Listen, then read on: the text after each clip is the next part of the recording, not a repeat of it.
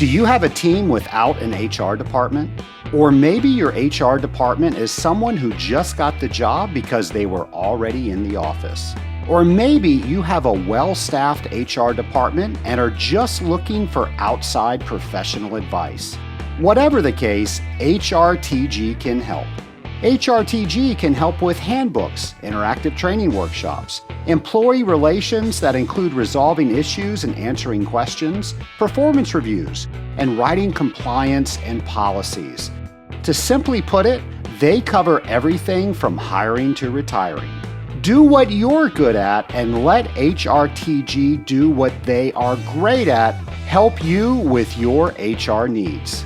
Go to scalinguph2o.com/HR to find out more.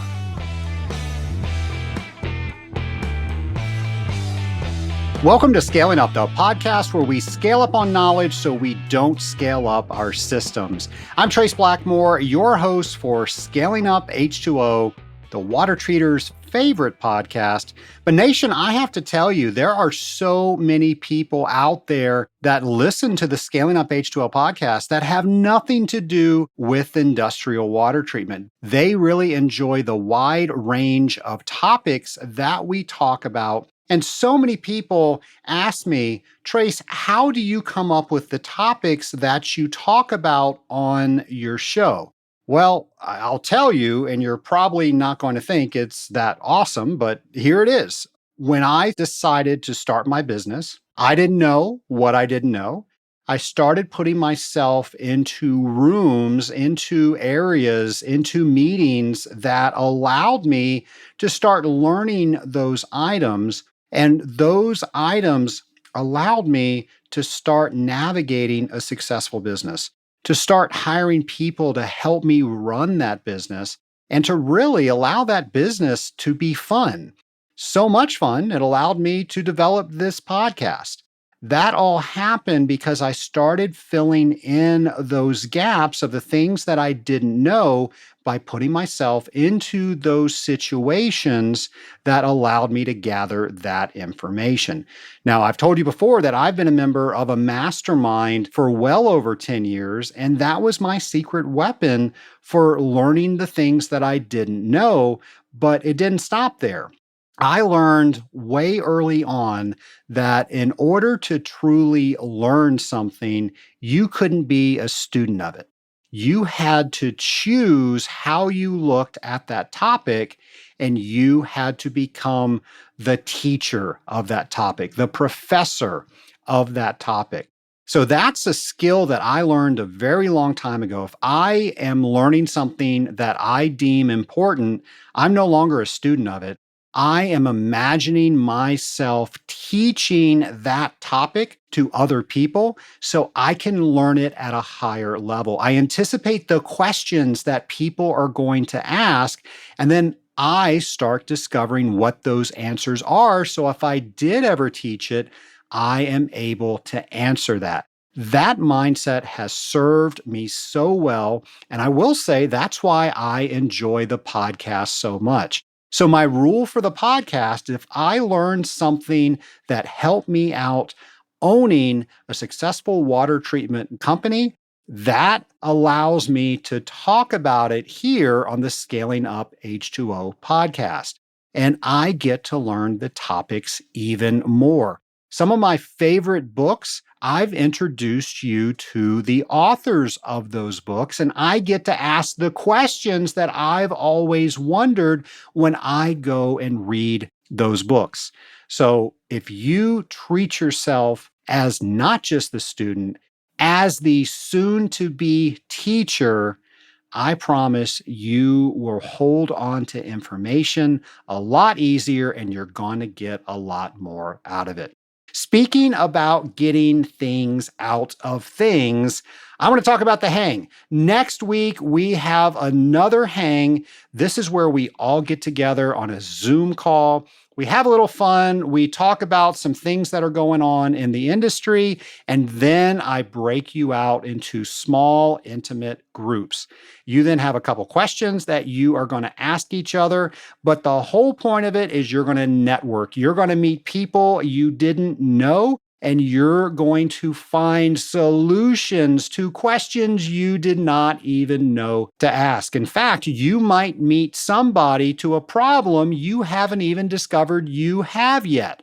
You might be working 2 months from now and you can't come up with the answer on your own. And you remember, oh, yeah, I met Larry on the hang and I got his contact information, and this is exactly what he does. I now have somebody that I can call that can get me over that gap so I can start to solve this issue.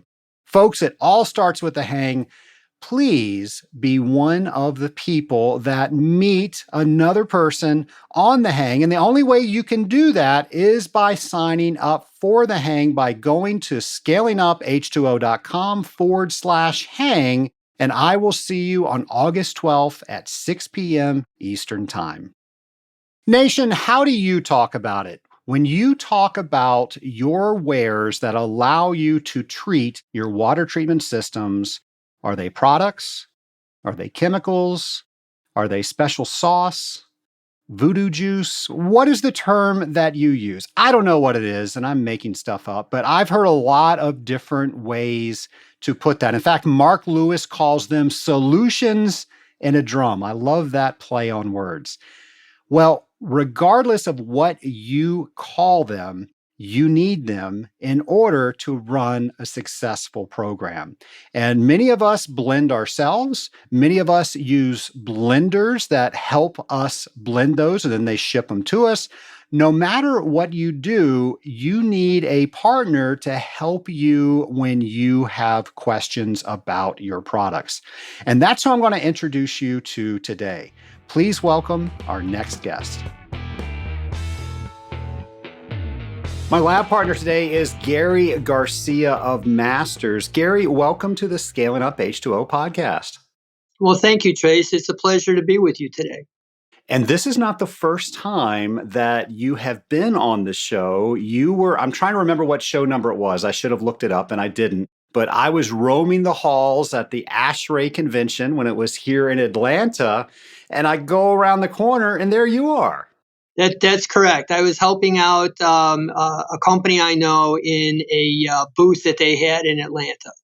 So a slide interview on that episode, I'll make sure to have that listed on the show notes page. That was your official debut, but here is the show is just about you. The Scaling Up Nation's going to know who Gary Garcia is. So why don't we start off with that? Do you mind telling the Scaling Up Nation a little about yourself?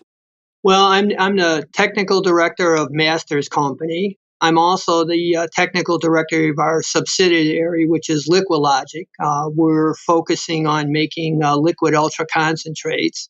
I've been in the water treatment business for far too many years that I care to admit to. And every day is a blessing. No 2 days are the same. So I enjoy my career. And I'm also very, very lucky to be part of AWT. You were on the board this year. Yes, I am on the board. I am honored and humbled about it. The people that are on the board are amazing. They give up their personal time and their company time and try and do things for AWT in the longer term. Gary, you serve as the supplier representative. What does that mean, and what does your position do with AWT? Well, as the supplier rep, my role is to provide input and insight into what the suppliers are thinking and doing in the marketplace and how it affects the AWT membership. So I act as their voice, if you will. Issues about raw materials or the convention or any topic that comes before the board. My role is to be the voice for the supplier base. So let's talk a little bit about you, Gary, and your company. And I've had the pleasure of being able to work with you throughout the years, and it truly is a pleasure. You do, well, I don't want to tell people what you do. How about you tell people the fine services that you provide to the water treatment community? So Masters is a private label manufacturer. Most of our product lines that are in the marketplace do not go out under the Masters ID. They go out as our customer's ID. Our focus is customer-centric. if there's an issue, how we can make it better for them, make it easier for them. That's what we're all dedicated to. We understand that we gain when our customers are successful. So the more success and the easier that we can make it for them, the better it is for everyone concerned. We manufacture test kits, reagents, toll blending, raw material distribution. Outside of the water treatment field, we do an awful lot of work in food sanitation. We make quality assurance reagents. Many times customers come to us and ask us, well, what do you think about this formula or this reagent set? And we've been blessed to be able to work with them, come up with some different technologies, be able to really, what I would say, play in the innovation field. We've been, again, very fortunate to do a number of projects, which has really pushed some of the items forward. Yeah, I've really enjoyed you and I working together and collaborating on different things. And I remember I had a project going on in Puerto Rico and getting things over there and trying to figure out the best blend to send to this particular customer. And you and I talked about it. And I remember just leaving that conversation with Gary's got this. He's taken all the hard stuff for me and just made it easy. It was truly fantastic. And that customer today is still happy. I thank you for that. I mean, again, our focus is to try and make it as easy as possible for our customer. If our customer is out selling and growing their company, we grow by that as well. And we fully recognize that. Gary, how did you get into this business? Trace, that's a scary story. So bear with me for a second, okay, while I relate it. So at the time, I was 15 years old. My buddy came to me and said, how'd you like to make a couple of dollars to get some beer money loading trucks? And so we did that for about 3 weeks. It was at the end of the summer. Somewhere along the line, I impressed the boss of Masters to the point where he said, well, why don't you come and work part-time for the company? And at that time, a lot of high school students were working part-time. And so I said yes. And it was a wise choice for me because at the time, my boss owned Masters and was actually a vice president of an international water treatment company. So I was able to get farmed out to their manufacturing, their laboratory as like a part-time worker plus working for Masters. And I did that through high school and college, and it's given me experiences and relationships with other companies and people that there's no way I would have been able to replicate that in a normal career. But it all started out in that I was going to earn about $10 for beer. It all started out in beer. There we go. I love that. You got it. There came a point where you were able to not just work for the company, but purchase the company. Can you tell us about that? Certainly. My boss, who remained my friend up until the time he passed away, came to me one day and said, I want to sell the company. And there are two paths that can occur. I can sell it to someone else. They will have to give you a 5-year contract. If you can't make it in 5 years, you're like really stupid. Or No pressure. or you can buy the company. So I came home and told my bride, look, we have an opportunity. Let's think it over. We wound up saying yes. We literally sold everything we had to come up with the money and jumped in with both feet. And ever since then, it's been an amazing ride. So if someone isn't familiar with masters and maybe they're blending themselves, and when I say blending, their core water treatment products they're putting together in their facility, what are some of the things that maybe they should consider? Are there things that you can do that the individual cannot? Are there considerations that maybe the individual's not thinking of? What are those things? Well, there's a whole set of issues for that. I would not recommend anyone doing chemical manufacturing unless they've got a background in it. It's not necessarily inexpensive to get up and do it well. It is actually rather expensive to do it. There are, of course, risks involved. If you don't have the chemistry background and manufacturing background, that can be pretty dicey sometimes.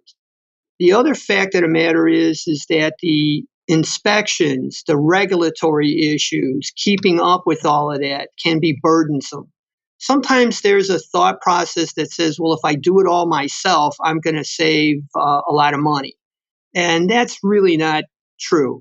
I mean, I've actually gone through with customers and showed them if they did it themselves versus farming it out to a toll blender, because the toll blender is nothing more than an outsourcing group for it. The blender has the background and the ability to do it well and to do it right. Some people get hung up on confidentiality. They think that someone like Masters is going to go tell tales. And that's easy to resolve with a non-disclosure agreement. Those are binding, and if anybody turns around and steps outside the boundaries, they're going to get sued and lose real quick. I would also say that for a lot of companies, their forte is in selling and marketing. And doing the heavy lifting of the blending and doing all the rest of that is to a large measure a waste of time. You've got to hone your talents and make sure that you're applying your talents properly. I think that's a great point. I shared on this podcast a while ago, but it comes to mind. I work with a coach. His name is Tim Fulton. And when I first started my company, I was doing everything myself.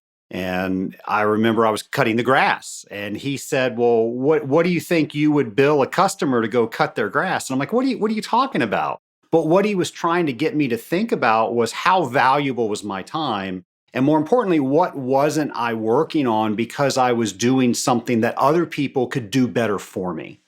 I couldn't agree more. I mean, right now in the marketplace, raw materials and certain items are literally not to be found. So if you were doing your own manufacturing, you're trying to work out all of those logistics, trying to balance the changes, knowing whether or not this polyacrylate will work in place of that polyacrylate, whether or not your change is going to void an FDA letter of guarantee and stuff. All of those things come into the pot. And so, again, I would say that for a number of companies, you're actually better off going to a toll blender, whether it's Masters or someone else in the marketplace. Let them do the heavy lifting, concentrate on what you do well, which is sales and marketing. I get the fortune of working with a lot of water treatment companies, and I'm always surprised at the number of SKUs, the number of products they have in their warehouse. And it almost seems like a representative will have an idea for a product and they'll just make it. And all of a sudden, there's a pallet of this product that was used at one account for 1 week, and now they have all this dead inventory. So, my question to you is, as a business owner, as somebody that might be managing that warehouse area, what do they need to consider when they're adding a new product to their line? Well, a lot of times they get caught into the trap that they don't really know what the sales volume is going to be for that product. So I go back to customers many times and say that once a year, what you really should do is try and look at your product line and pare out anything that's not been sold, because that's just going to put more stuff in the warehouse. Sometimes it's a specific raw material that you purchase for that, all of which is costing you time and money. I try and explain to customers, simplify, simplify, simplify. If you find out that you can properly, in an application, use an existing product, that's your best bet. If you find that you want to make something for a competitive sale, that's great. But if it's for 1 or 2 5-gallon containers, you're chasing that you shouldn't be chasing. And then as far as developing product, what do you think companies should do? Should they stick to a specific geographical region? Do you think they should have one product that satisfies multiple regions? Is there a line of thinking around that? Well, there actually is a logic for that. So if you have a geography that encompasses soft water makeup, let's say New York versus Indianapolis, you may have to customize your product line so that you have both of those covered. But by the same token, your soft water that you'd be using in upstate New York, you can actually use that in deliberate soft water applications for cooling. You don't need to create a new product. Same goes for raw material selections. Once you have your core set and you've got it pretty well fleshed out, then you can intermediate things back and forth. There's too much of a rush, I think, sometimes for people to customize where they don't need to customize. And as you pointed out, yeah, that pallet sitting in the back, now you've got to pour out the containers and rework it, or, you put it off to the side and you don't want to deal with it, and then a year goes by and things like that. Again, I would reiterate, simplify it, try and keep that product line as tight and as neat as you can, because otherwise it's just going to cost you time and money. I know a lot of people try to save time and money by bringing inventory in. A lot of companies are just drop shipping straight to the customer. How can somebody determine what's right for them? Well, all of that is flexible, I think. We have customers where we will stock some of their warehouses. They want materials available in case a customer has an emergency. They need a 5-gallon or even a 15-gallon to be able to pick it real quick and either deliver it to the customer or get it there real quick. Drop shipping, from our perspective, is actually quite easy. Everything goes out under our customer's name. There's no identification of masters. Why do you want to intermediate to a warehouse and then shipping it out to the end user? That's just double cost. In today's world, as you know, freight rates are climbing. It's much easier, much simpler to just drop ship it. But by the same token, I would reiterate, we have customers where we do put materials in their warehouse and then drop ship the rest of the product. I know a lot of people just do things because it's how they've always done them. But, now, as you mentioned, raw materials are harder to get, shipping costs are going up. Now might be the right time to evaluate, maybe you are doing things the right way, but if you are just doing that by default, you really don't know. What would you recommend that everybody just needs to look at? Is there a particular number? Is there something in their company to say, hey, look at this, and that will help you just begin the evaluation process? Well, taking a little bit of time and sitting down and looking at what their sales base is. So if they have not sold something in the last year or maybe the last 2 years, or if they've only sold a couple of containers, you might want to pair that out of the product line. Or can you find a replacement for it in the product line? By the same token, they might want to also do that with some of the raw materials that they buy. If they're not purchasing on a routine basis, it may not warrant that you carry that forward. I'm always a fan of once a year trying to sit down with a customer and saying, look, here's the data, here's what you bought. This is the directions you've been going in. Are you still going in those same directions? Is it possible for us to consolidate a 10% nitrite solution with a 15, whichever one that you are selling the most of? Unfortunately, that takes time. Somebody in the organization has to sit down and spend an hour or two going through it.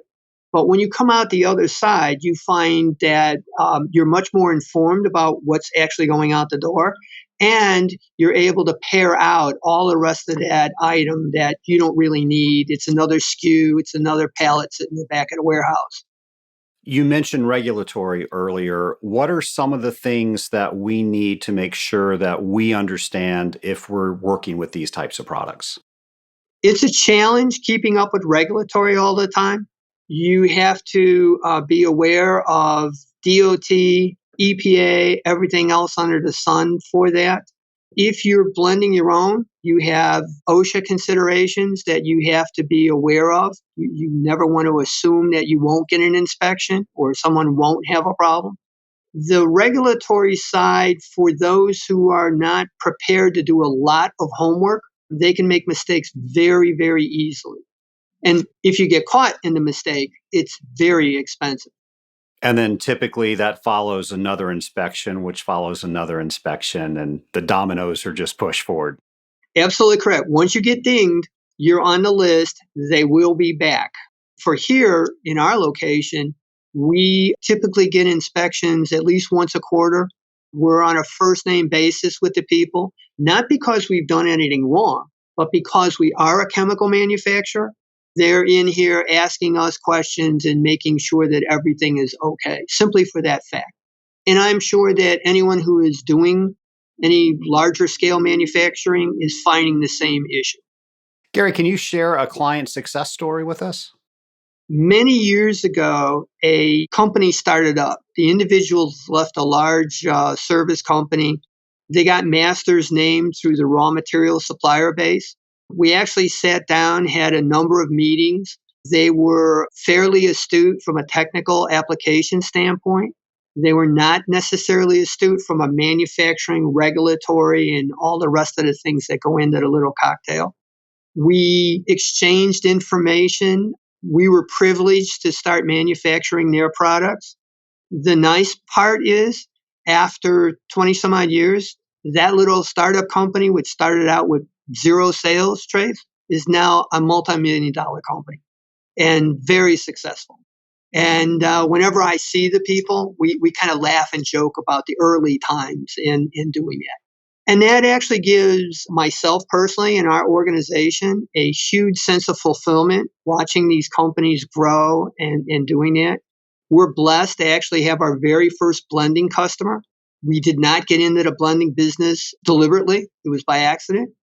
On the test kit side, we're fortunate to have customers that go back almost 50 years with us, although they've been bought and sold several times.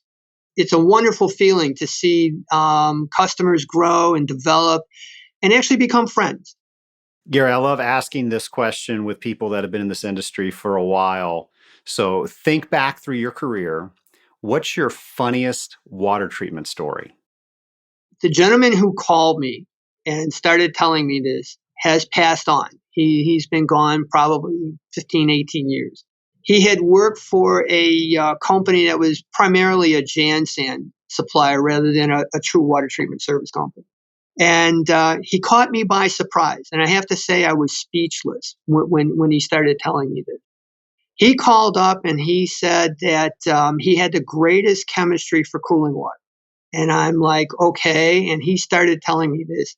Then he told me that it was sodium sulfite and that he was putting it in cooling water to scavenge the oxygen. And I had to restrain myself from laughing out loud, really holding back. And after the phone call was over, Trace, I started laughing like crazy. Well, hopefully it wasn't a contract account. That's all I'm hoping for him.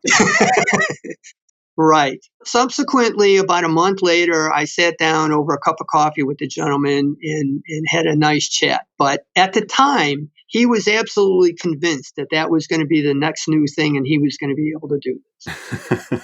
So, what is something that you see people doing in our industry and you just once and for all want to say, stop doing that? Oh, I think that that is a condition, in my humble opinion, that many people go through in a variety of different things. Buying solely on price, that can get you into trouble. Buying raw materials solely on price, not looking at the value proposition, not looking at the actives, how one compares to the other. Even when it comes to test kits and blending and everything else, you really do and should look at the value proposition. And that's the same thing that the water treatment service companies face. They're out in the marketplace. Some companies are very, very inexpensive, but don't necessarily deliver the value, the quality, and the performance. And the same thing happens on the supplier end, certainly with masters. We get compared to other stuff literally every day, all day long. So we have a challenge, and that challenge is to communicate that for the price, you're getting large amounts of value with us. I think that's a global issue. I mean, we as water treaters don't like it when customers look at us on price. And a lot of times it's our fault because we're not explaining our value. So maybe that's the lesson. We all need to make sure we understand each other's value and make sure that we're talking in that language. Well, as the person you were talking about before as your coach, he was trying to impart to you the value of what you do, and that cutting the grass is not imparting the value that you possess. So yes, that's a large struggle for that. In that, if you're only looking at price, sometimes you get what you pay for. Truer words never spoken. Are there any new technologies that we need to be on the lookout for? There's a number of items that are in development, whether they're going to come to the marketplace or not. One for certain is there are companies looking at azole replacements because the cost has gone up and availability has gone down. There are a couple of companies looking at various different polymer backbones because once I have the backbone, I can attach different functionalities on it. Both of those, I think, in the next year or so, will come to some development into the marketplace. And those will probably improve the product applications fairly substantially. There's always a move back and forth to being greener, being more biosustainable. Some of those materials are likely to come to the marketplace in the next year, maybe two. Well, since I have an official board member on with me, what can you tell us about the upcoming convention? What are the details? Are we in person? What's going on with AWT? So we are in person. Everyone, I think, would say that last year's attempt at virtual was the best that we could do, but it does not take the place of being in person. There will be a little bit larger exhibit hall this year because things are being spaced out so that there's a little bit more distance. Fortunately, as you know, CDC has said that if you've been vaccinated, you don't need a mask and things. And as that progresses along, I'm really hoping that that gets better and better so that by the time we meet, we're literally back to normal. But in official basis, the convention's on and moving forward aggressively. There we go. Well, Gary, I'm going to ask you some lightning round questions, but before we transition there, what's the one point you want to make sure is crystal clear with our audience today? On behalf of Masters, if we can be of any service to people, all they have to do is just let us know. We're not the kind of company that is pressing for sales every 5 seconds. If we can help in any way, that's all they need to do. The second part of that is a personal note in the fact that I am, again, honored and blessed to be part of AWT, and I can't say enough about the quality of people that I'm able to work with. They're great. Well, Gary, I'm going to go ahead with the lightning round questions. So these are the same questions that I asked to all of my guests. So the first question is you now have the ability to go back and talk to yourself on your first day working with Masters. What advice would you give yourself? Kind of similar to the advice I gave myself then. Be quiet, observe, and learn, learn, learn. If you think you know something, slap yourself upside the head because you don't know anything. Just keep learning and learning. I heard somebody say the other day, your very first day was the smartest you ever were, and then you start learning all the things you didn't know after that. Quite true, Trace. What are the last few books that you've read? I love reading on a variety of subjects. So Paris 1919, The Fountainhead, and Grant biography. All right. Now, are you one of those guys that can read books at the same time, or are you a one book at a time person? I try and be one book at a time, but I invariably find that I've got two or three going at once. I might have more of a technical book going, and then for relief, I'll do a spy novel or something else. But most of the time, Trace, seriously, I have two or three going at once. What's your favorite water treatment resource? AWT. All right. So within the AWT, if somebody wants to answer questions about what the different components in their products do, what resource would you recommend for them? Well, there's actually a number. So when it comes to something specific like that, the raw materials manual is helpful. The TRTM is helpful. It is always helpful to broaden out your base. And from this standpoint, get close to some of the people that are knowledgeable in AWT, get their email. One of those people is Trace Blackmore. Learn to, when you have a question, send them an email, say, what if? You can rely on the exchange to a large measure, but the talent pool inside of AWT is world class. Can't go wrong. When Hollywood finds out about your life, they're going to write a script about it. Who plays Gary? Anyone with hair, okay? All I care about is that they have hair because I don't have any. All right. I don't think anybody's ever answered it that way. Final question. You have the ability to talk to anybody throughout history. Who would it be with and why? I currently would pick Winston Churchill as a leader who went through troubled times and came back multiple times. It's a nice story. So sitting down with him, having a glass of bourbon or something, and being able to talk to that person, I think that would be enlightening. He's on my list as well.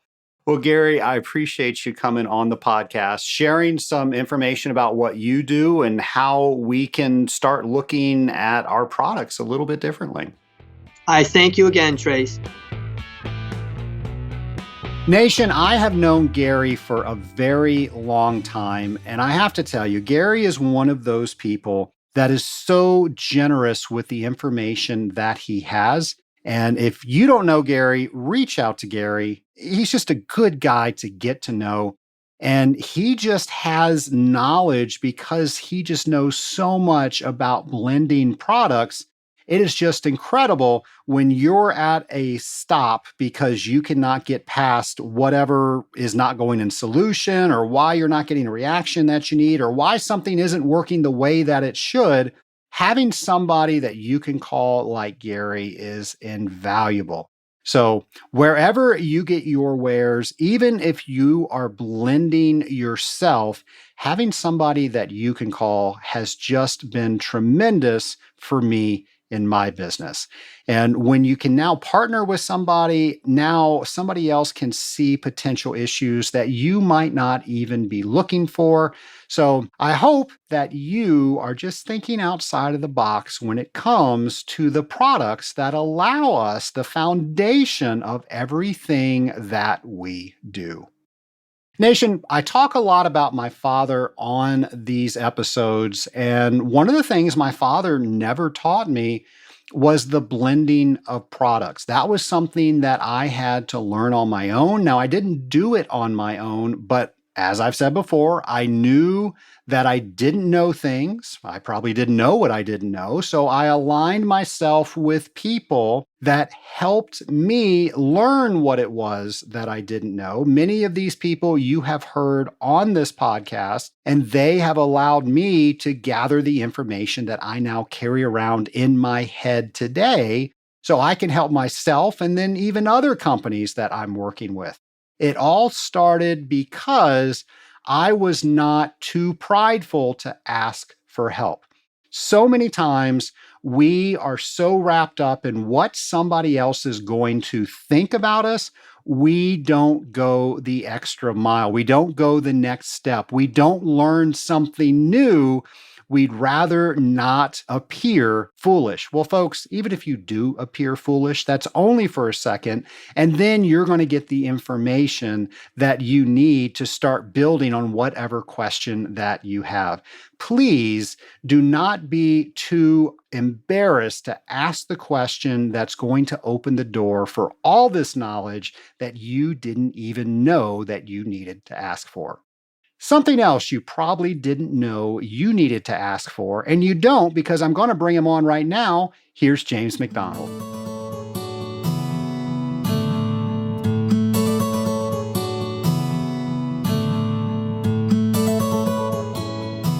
Hello, Scaling Up Nation. The next James's challenge as we grow as an industrial water treatment professional, drop by drop, is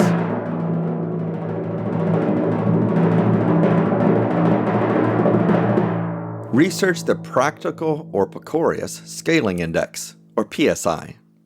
We've covered the Langelier saturation index and Risner stability index in these challenges, but the practical scaling index has a different twist as it tries to account for the buffering capacity of water. Why and how does it do this? How does the PSI compare to LSI and RSI? That's just what you should learn and more as you tackle this week's James's Challenge. Be sure to share your experience on LinkedIn by tagging it with hashtag JC21 and hashtag ScalingUpH2O. This is James McDonald, and I look forward to seeing what you share. James, thanks again for that. So many people out there are hashtagging to allow us to see what they're doing. Please share what you are doing on social media. A lot of people have recently caught up with a lot of the challenges. I've heard a lot of people are binge listening to Scaling Up H2O. I don't care how you listen, as long as you listen.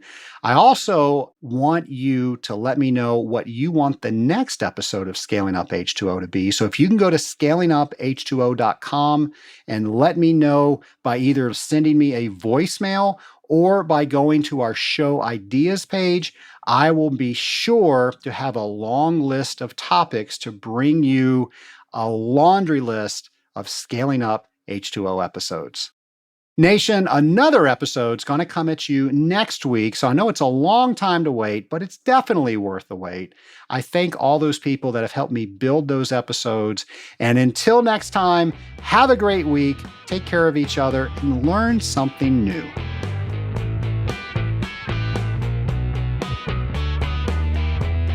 Scaling Up Nation, so many people that I talk to want to join the Rising Tide Mastermind, but they're concerned about being able to commit 1 hour a week for the mastermind calls.